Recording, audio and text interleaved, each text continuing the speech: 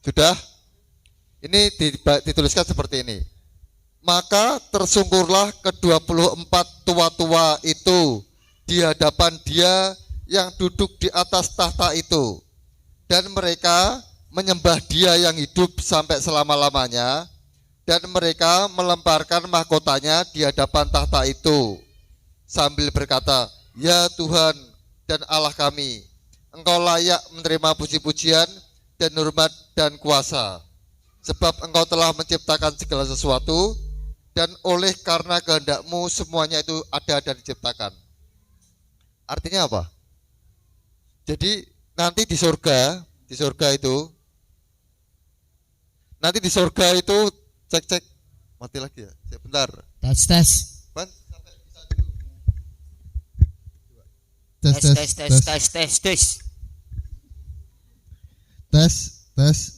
Ya udah ya.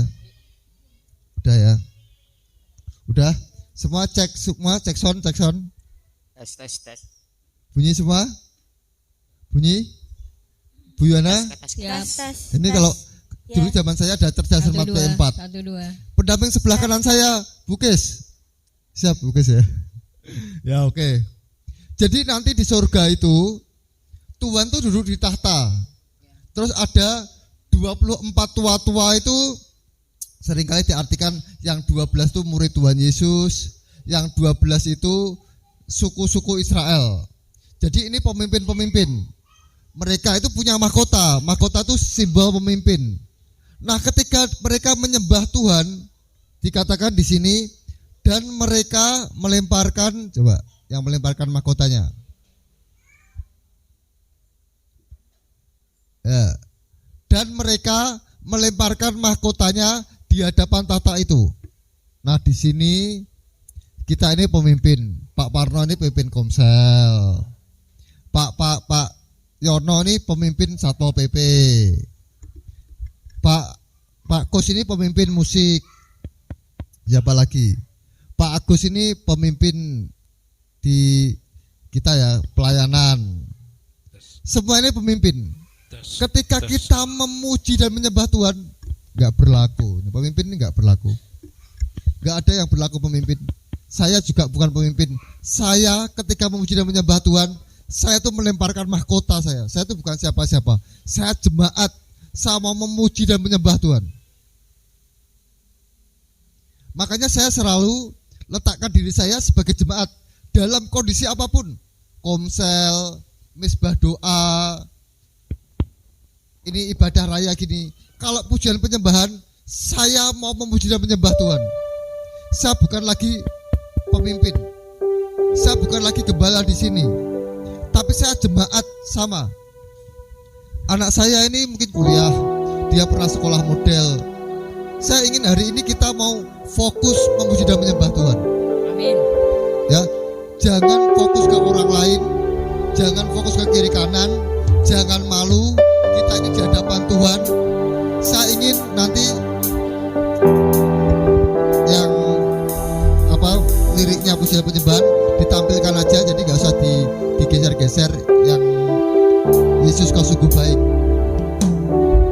jadi supaya nggak usah digeser-geser. Ya, ini kan kelihatan semua. Ya, hari ini kita mau fokus memuji dan menyembah Tuhan. Lempar mahkota kita, jangan malu, jangan merasa hebat, jangan merasa pemimpin. Yang bisa berdiri, mari berdiri.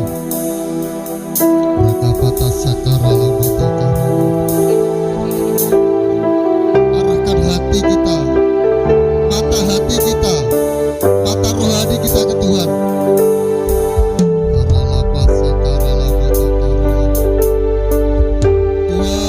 kami mau menyembah Engkau.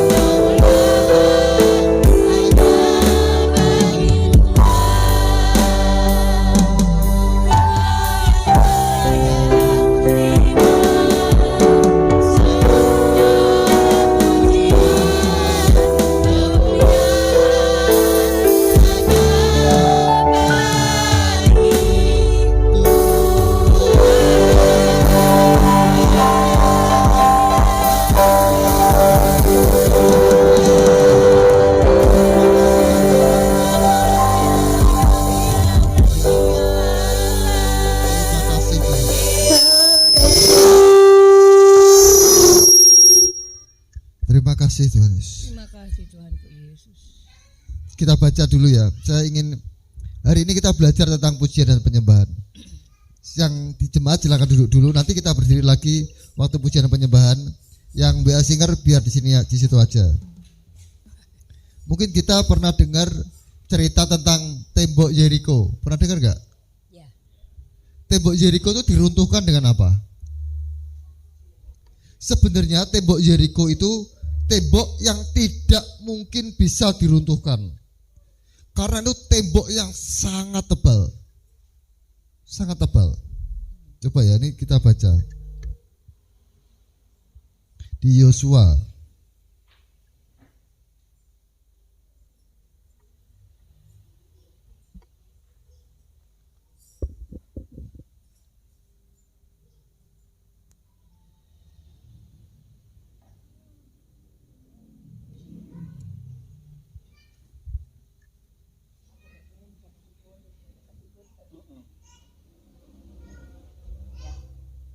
Di Yosua 6 ya, di Yosua 6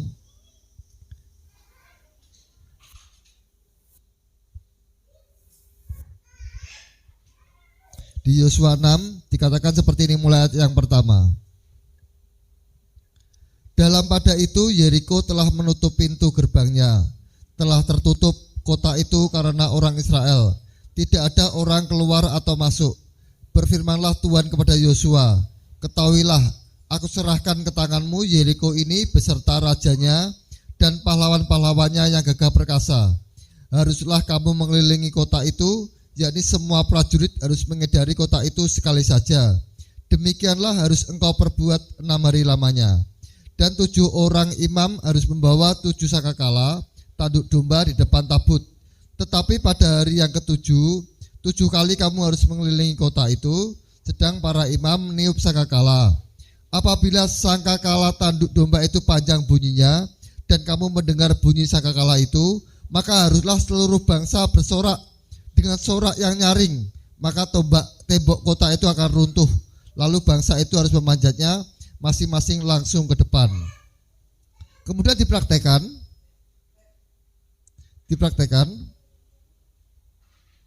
di ayat yang ke-20, lalu bersoraklah bangsa itu sedang sangkakala ditiup. Segera sesudah bangsa itu mendengar bunyi sangkakala, bersoraklah mereka dengan sorak yang nyaring, maka runtuhlah tembok itu. Lalu mereka memanjat masuk ke dalam kota, masing-masing langsung ke depan dan merebut kota itu. Siapa di sini yang punya masalah? Apa cuman saya tok yang punya masalah? Saya, Pak. Punya masalah. Masalah itu tembok Yeriko. Masalah kita mungkin berat. Saya yakin semua orang kita itu punya masalah berat yang tidak bisa kita robohkan. Tidak bisa. Dengan kekuatan saya sendiri saya nggak bisa. Coba yang punya masalah renungkan, coba pikirkan dulu. Masalahku itu bagaimana cara menyelesaikan dengan kekuatanku sendiri. Bisa gak? Coba renungkan. Bisa gak? Saya yakin Bu Yono punya masalah. Punya masalah gak Bu Yono? Bisa ngatasi gak? Bisa ngatasi masalahnya gak? Bisa gak? Mungkin masalah keuangan ya Bu Yono ya. Buat makan sulit. Gajinya Pak Yono pensiunnya sudah habis. Betul ya? Terus gimana cara Pak Yono mengatasi masalah itu? Bisa gak? Saya tanya, bisa gak Pak Yono? Gak bisa. Siapa yang di sini punya masalah yang gak bisa diatasi dengan kekuatan sendiri selain saya? Saya gak bisa loh, betul. Saya tuh gak bisa ngatasi masalah saya dengan kekuatan saya sendiri, gak bisa. Saya yakin mungkin di sini ada yang punya anak, punya cucu, kerja sulit, pengen anaknya mapan gak bisa, mau bantu kerja juga gak bisa. Saya yakin gitu saya. Kita tuh gak bisa menyelesaikan masalah kita dengan kekuatan sendiri. Itu seperti tembok Yeriko yang sangat tebal, yang gak bisa diruntuhkan. Coba, Mas, saya yakin Mas Haris juga punya masalah ya Mas Haris ya. Bisa diselesaikan nggak Mas Haris? Nggak bisa. Saya tuh kemarin ngomong-ngomong sama ibu saya. Siapa toh yang nyangka saya tuh punya istri? Siapa yang mau dengan orang yang kayak saya? Ibu saya tambah tua, umurnya sudah 67, fisiknya tambah lemah. Terus siapa yang akan merawat saya? Saya mau maksa orang? Oh ya duduk dulu gak apa, oke lah, daripada capek. Duduk dulu gak apa, nanti kalau pas pujian penyembahan, lagi ini sambil cerita-cerita. Silakan duduk dulu.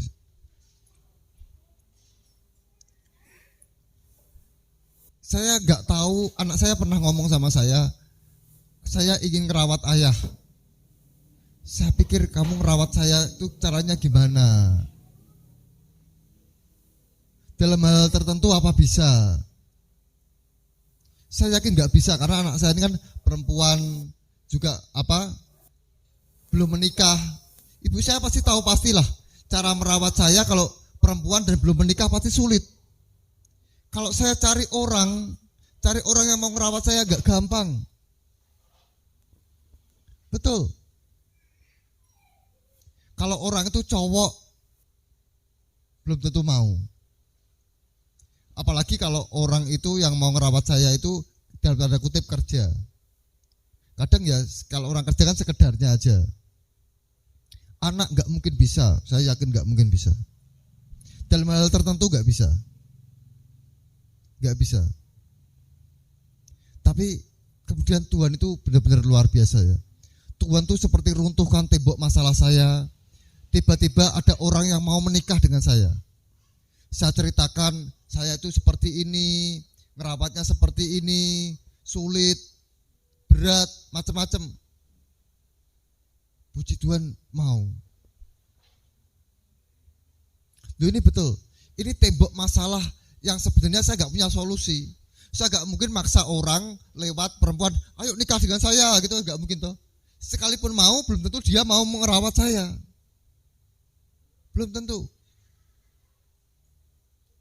Ibu saya yang sudah ngerawat puluhan tahun aja kadang masih merasa capek.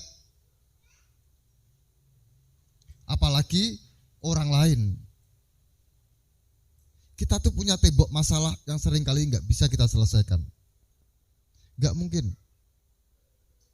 Saya yakin semua di sini punya tembok masalah nanti hidupku gimana, anakku gimana, cucuku gimana, caraku makan gimana.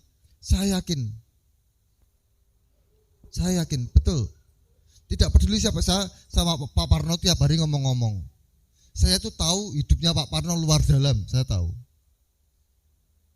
Betul. Pak Parno ini juga punya anak, tapi juga punya pergumulan. Gak bisa Pak Parno hidup dengan kekuatannya sendiri, gak bisa, saya yakin. Ngandalin anaknya juga gak bisa, sama kayak saya. Siapa yang di sini mau ngandelin anaknya selamanya? Gak mungkin kan? Gak mungkin. Mas Pak Abraham, semua kita punya masalah. Nah, ternyata untuk Tuhan menolong kita, untuk kita meruntuhkan tembok masalah itu dengan pujian penyembahan. Itu betul. Ini kuasa pujian penyembahan itu bukan kuasa yang ecek-ecek. Ya, saya sering kali ngomong, Tuhan tuh maha kuasa, maha besar. Dia bisa membuat apa saja, melakukan apa saja. Apa yang nggak bisa dilakukan Tuhan? Apa? Tidak mungkin Tuhan, ku mau memujiku, nggak bisa. Tuhan mau menyembah dirinya sendiri, piye caranya? Saya pengen tahu caranya gimana. Gak bisa.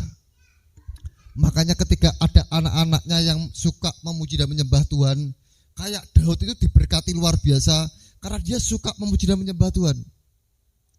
Sini ada anak saya, ada ibu saya, ada istri. Saya tuh tiap pagi Saya nggak buat ya, ini saya paling nggak saya share lah, nggak rekaman, saya nggak ingin share, tapi saya ingin cerita. Saya tiap pagi itu dengerin pujian penyembahan. Jadi bangun tidur, saya duduk di kursi, saya dengerin pujian penyembahan, saya ikut pujian penyembahan. Saya tidak makan jasmani sebelum baca Alkitab. Makanya hari ini saya makan jam 12 siang. Istri saya tahu, ibu saya tahu. Karena apa? Saya baru sempat baca Alkitab sekitar jam 10 ke atas. Saya pesan makanan, tapi saya gak makan. Hidup saya itu benar-benar mengandalkan Tuhan. Benar saya. Saya harus baca Alkitab dulu. Sebentar gini ya.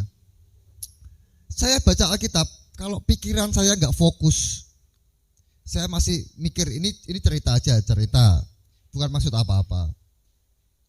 Saya tadi itu, saya kalau baca Alkitab, ibu saya baru, tadi kan ibu saya masak mie, ibu saya baru racik-racik di depan saya, ngiris-ngiris apa, terus ngajak omong-omongan, nggak bisa saya, nggak bisa. Jadi kalau saya baca Alkitab diajak ngomong nggak bisa saya.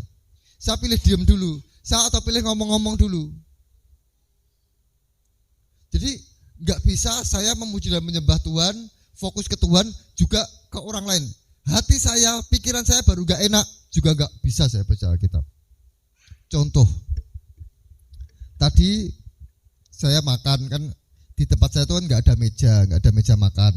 Jadi kalau makan itu piringnya, mangkoknya, apa tuh di kursi, jejer-jejer gitu. Ya tadi sebenarnya sudah sekitar jam 10 lebih. Saya tuh wah ini saya harus baca Alkitab karena kalau saya nggak baca sekarang, nanti saya nggak punya waktu makan dan istirahat. Saya harus baca Alkitab sekarang.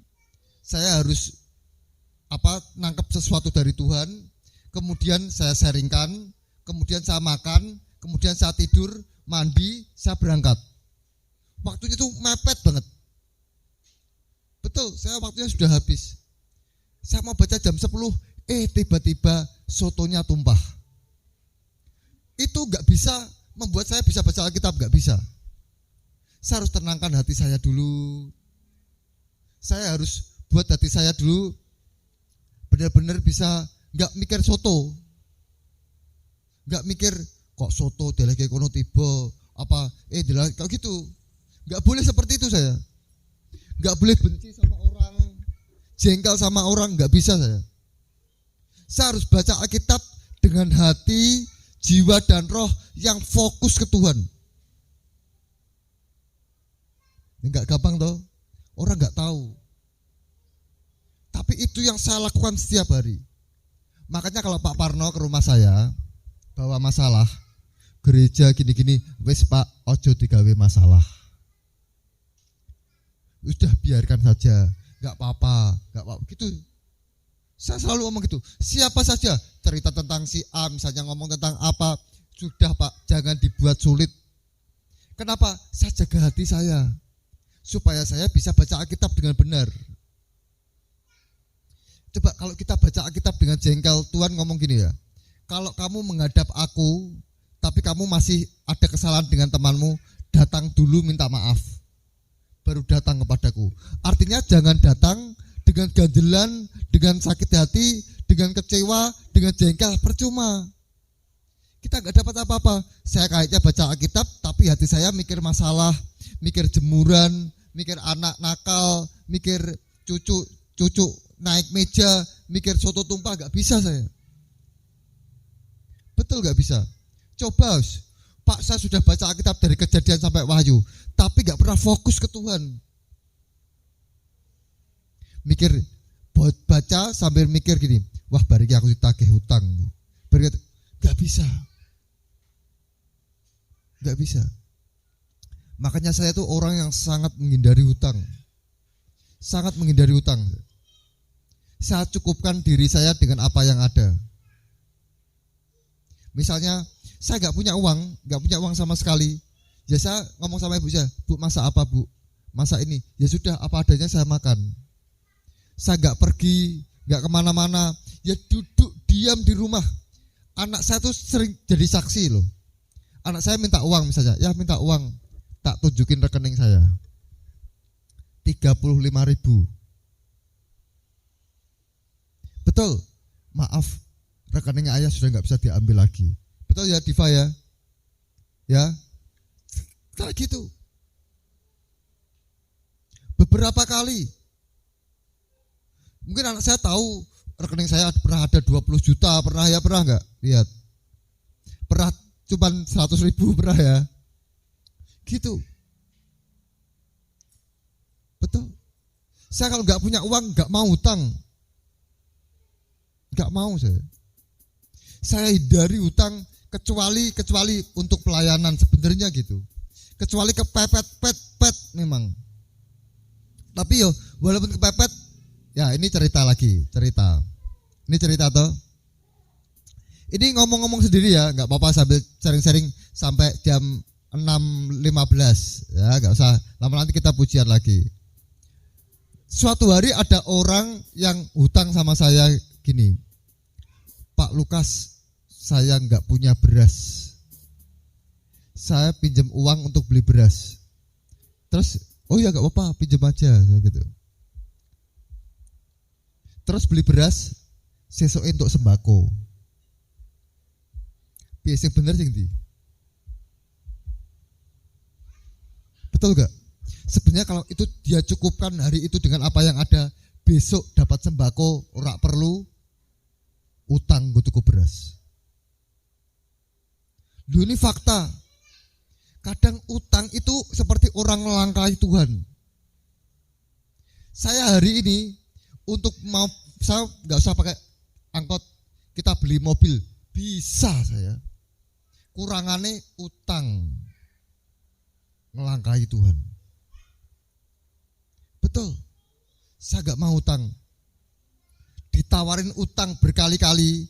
Kakak saya sampai diomongin ini, nang ditelepon BRI nang meh utang menera. Ora mbak. Saya ngomong gitu. Saya ditawarin utang gak mau saya. Hidup tanpa utang tuh enak pol. Betul gak? Duit 10.000 ayam tentrem. Yo betul. Ora bencasi rak mikir, oh bayar kira gak perlu mikir apa-apa. Dedet ya wis kuwi dedet. Betul gak? Enak wis to. Saya itu belajar hidup ya, Alkitab kan berkata cukupkan dirimu dengan apa yang ada, kan gitu kan? Saya belajar dari itu. Saya belajar sebenarnya dari anak kecil. Ibu saya itu ngerawat anak kecil. Jadi ya gini. Saya punya tetangga, suami istri kontrak di dekat rumah saya. Yang istri kerja jadi SPG, kemudian sekarang jadi yang ngontrol stok gitu ya. Anaknya tadinya 2, sekarang 3. Suaminya satpam, gajinya berapa? 2 juta berapa Bu? 1.800.000. Tapi sekarang pengurangan. Coba satu keluarga 5 orang, butuh makan semua, sekolah semua, gajinya pas-pasan. Saya lihat cara hidup anaknya. Anaknya itu kalau nggak punya uang, nggak jajan, diam saja di rumah saya, mainan HP atau apa. Kalau sakit, ini fakta loh, bener. Dulu ya, misalnya anaknya waktu itu masih 2 orang, masih di Mong, sakit tuh yang satu kakaknya main lari-lari, yang satu diem tiduran di rumah. Gak ngapa-ngapain, sampai sekarang hidup gak mati-mati. Loh betul, saya tuh sudah 10 tahun lebih tidak pernah periksa ke rumah sakit, ke dokter tidak pernah. Hidup loh, gak mati-mati loh. Makanya ya ini jangan ngikuti saya. Artinya saya tuh punya iman, kalau saya sakit karena saya gak punya BPJS, saya juga sering gak punya uang waktu itu, saya kalau sakit ya di rumah saja. Nyatanya itu anak juga sehat toh. kucing saya, ibu saya punya kucing, sakit parah. Itu seandainya ibu saya itu orang kaya, periksa ke dokter hewan ya Bu ya. Loh betul. Sampai gak mau makan. Kalau dipanggil oren, ngelirik gitu tok, letak lagi. Loh ini cerita fakta loh, apa adanya loh. Sekarang lompat-lompat, lari-lari. Karena memang Tuhan itu menciptakan manusia punya sesuatu, kalau kita percaya itu bisa menyembuhkan diri kita sendiri. Apalagi hati yang gembira adalah obat yang,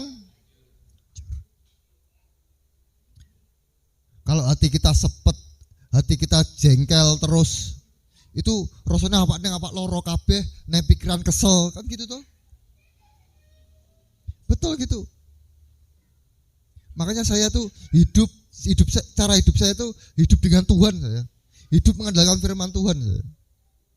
Ya orang mau ngikuti atau enggak ya itu urusan orang masing-masing kan begitu.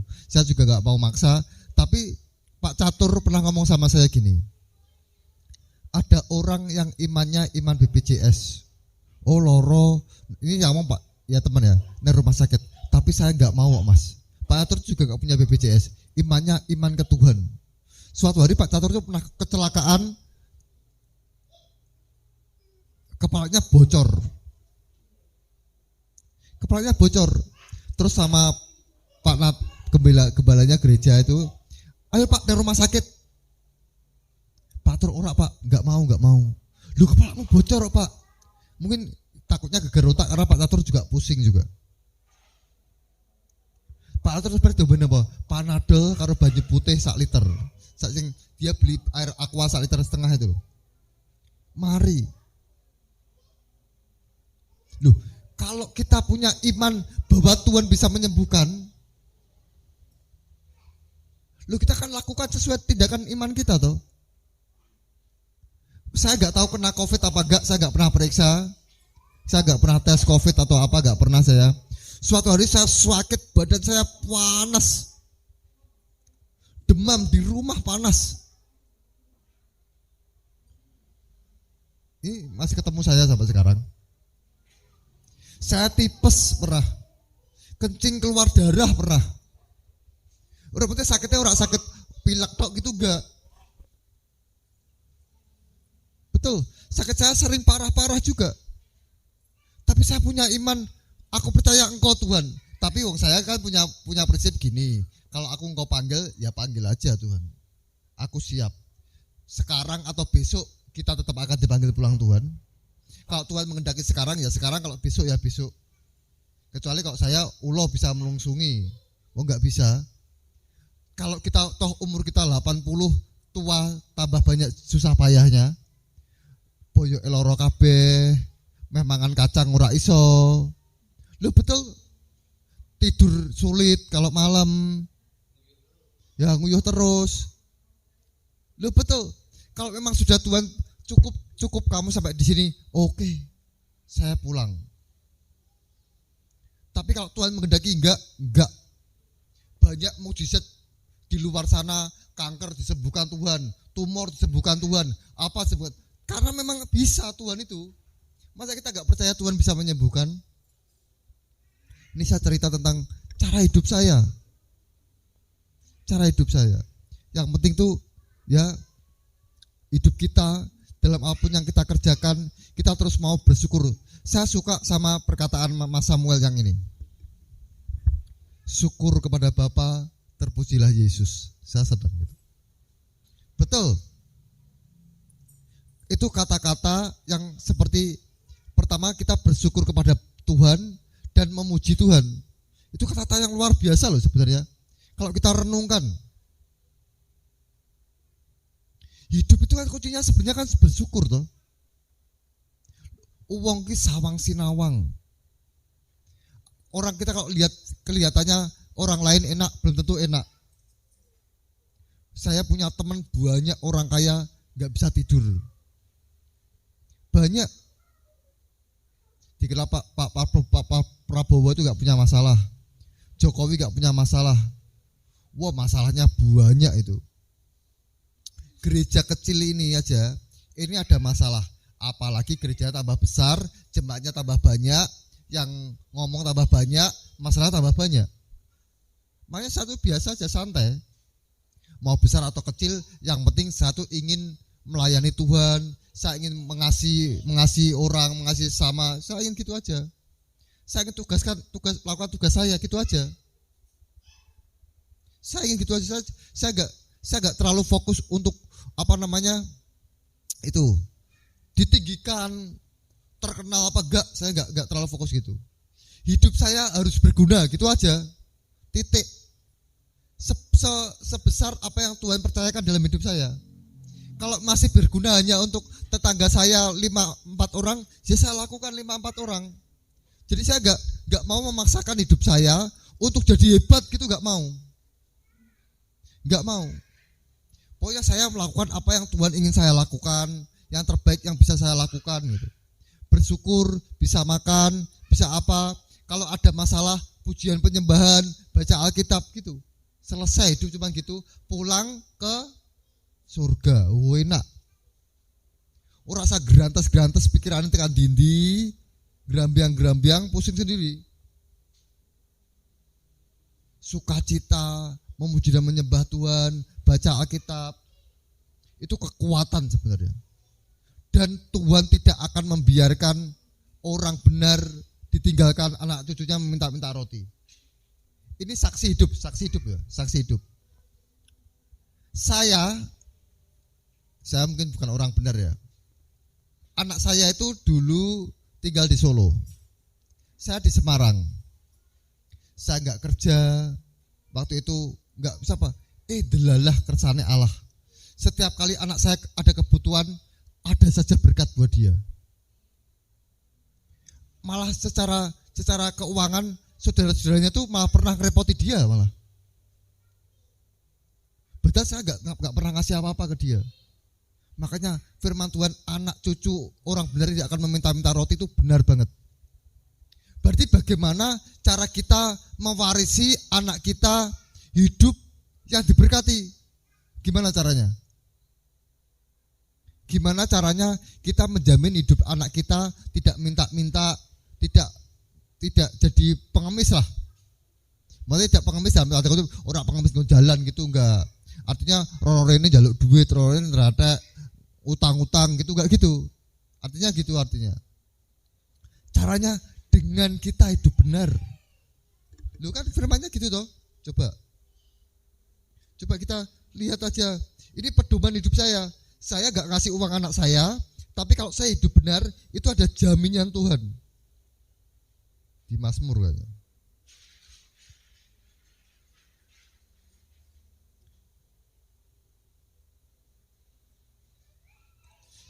Mazmur 37 ayat 25.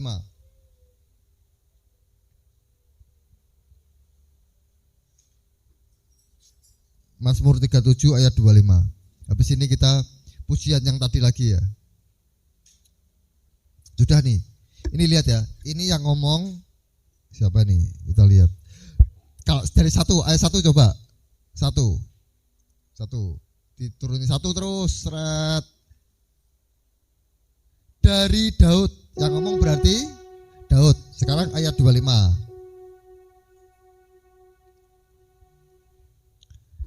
Dahulu Daud muda. Sekarang Daud sudah tua. Artinya masa hidupnya sudah lama banget. Tetapi tidak pernah Daud melihat orang benar ditinggalkan atau anak cucunya meminta-minta roti. Tidak pernah. Selama Daud dari muda sampai Daud tua, tidak pernah. Siapa yang ingin anak cucunya diberkati Tuhan? Cuman saya tok loh. Pak Yono gak ingin anak cucunya diberkati Tuhan. Ya, ini. Coba, tidak pernah kulihat orang benar. Ada bagian yang harus kita lakukan. Kalau kita orang benar, kita tidak mungkin ditinggalkan. Dan anak cucu kita tidak mungkin meminta-minta makan. Nah kalau kita hidupnya sembarangan, sembrono, ora genah, beranak kita miskin, ya salah anak kita juga kadang. Ya karena ada salah kita juga. Jadi kita gak mau hidup benar, gak mau melayani Tuhan dengan benar, gak mau menyembah Tuhan dengan benar, sak-sak etok. Siapa di sini yang gak ingin punya anak cucu? Ya gak ingin punya anak cucu, Bu. Ya semua ingin punya anak cucu ya. Saya yakin Nada sama anak saya ini juga pengen punya anak cucu ya suatu hari nanti ya. Ingin nikah gak Nada? Ingin. Saya yakin anak saya juga ingin nikah. Berarti anak saya akan punya anak, akan punya cucu. Gimana caranya anak saya bisa memberkati anaknya nanti dengan hidup benar mulai sekarang? Betul. Itu sebenarnya firman Tuhan itu kunci rahasia kerajaan surga. Bukan kerajaan surga di sana. Artinya ketika di bumi seperti di surga ini. Makanya kalau banyak ya, kalau ada survei anak pendeta, terus anaknya ada yang jadi sarjana, ada yang jadi apa, itu karena gitu. Dia hidup benar. Ya kalau anak penjahat ternyata anaknya pemabuk apa gitu ya gitu. Ya itu secara psikologi anaknya lihat bapaknya, bapak kowe mabukan no, saya aku ya mabukan. Jadi agar anakmu saiki mabukan, ojo nyalake wong kowe biyen mabukan no. Kan gitu. Loh, betul. Anak saya itu mungkin belajar dari hidup saya masa lalu. Ketika anak saya enggak benar, oh saya tahu. Dia lihat saya enggak benar. Sekarang saya nasihati anak saya enggak sering, jarang sekali. Tapi anak saya lihat apa yang saya perbuat saya sekarang. Kalau dulu saya nasihati anak saya, mbok hidup gini. Dia akan ngomong, kowe koyo ngono, Pak, gitu. Tapi sekarang dia lihat hidup saya, dia berubah sendiri jadi lebih baik gitu. Jadi cara merubah hidup anak kita itu dengan omongan aja, dengan teladan. Kalau kita meladani hidup baik, kasih, dia juga akan meladani hidup baik dan kasih. Saya yakin seperti itu. Kalau kita suka teriak-teriak, marah-marah, bentak-bentak, terus anak kita juga teriak-teriak, marah-marah, bentak-bentak, ya kan turun kowe. Loh betul gitu loh. Tapi apa itu gak bisa dirubah? Bisa. Berubahlah sekarang supaya anak kita melihat kita berubah dan dia berubah. Ya, ini kunci kehidupan karena saya ingin kita semua tuh hidup benar, anak cucu kita diberkati Tuhan, kemudian ketika kita pulang ketemu Tuhan. Betul, saya inginnya gitu. Jangan sampai nanti saya di surga, saya lihat siapa di neraka tersiksa, nangis-nangis, saya enggak ingin. Enggak ingin, betul. Saya enggak bisa nolong karena tempatnya sudah berbeda. Ya, ini hanya ilmu kehidupan. Dasar Alkitabnya cari sendiri. Di ayatnya di mana baca Kejadian sampai Wahyu pasti ada. Ya, oke gitu ya. Oke, mari kita pujian tadi. Katakan dengan hati kita pujian yang benar, fokus ke Tuhan, jangan mikir utang, jangan mikir masalah, fokus saja muji dan nyembah Tuhan, maka masalah kita akan runtuh. Itu pasti. Itu pasti. Mari silakan yang mau. Ya Tuhan Yesus. Terima kasih Tuhan.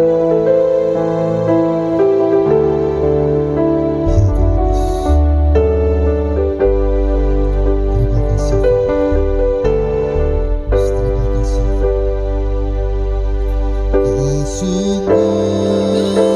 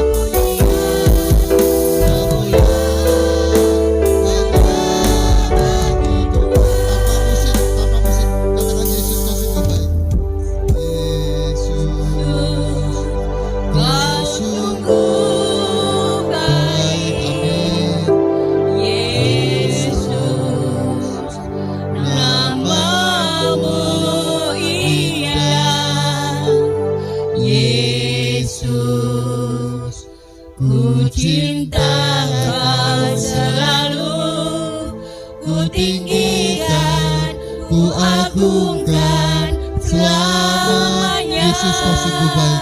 Katakan ke segenap hatimu, Yesus ya Tuhan, kau sungguh baik. Amin.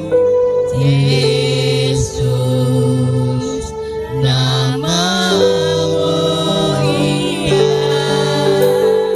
Yesus, ku cinta kau selalu, ku tinggikan, ku agungkan selamanya.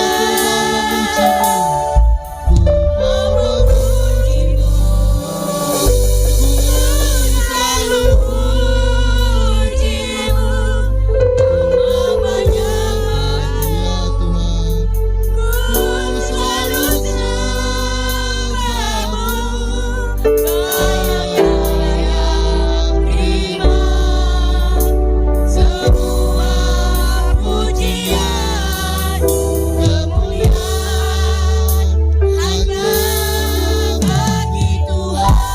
Memujimu, ku selalu pujimu, ku menyembahmu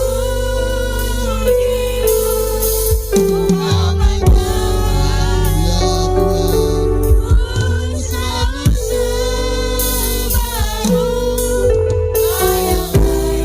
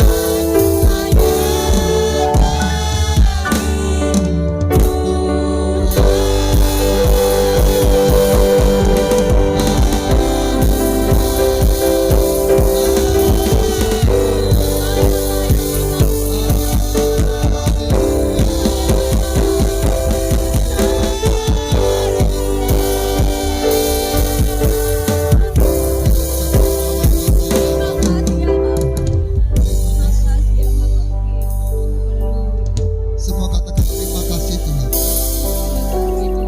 Engkau baik Tuhan. Engkau baik Tuhan. Engkau baik Tuhan. Kami serahkan hidup kami, keluarga kami, usaha kami, keuangan kami dalam tangan kebaikan-Mu Bapa. Terima kasih Tuhan Yesus. Terima kasih Tuhan. Demi nama Tuhan Yesus kami sudah berdoa dan kami mau mengucap syukur. Haleluya. Amin. Saya percaya seminggu ini kita akan diberkati Tuhan. Amin.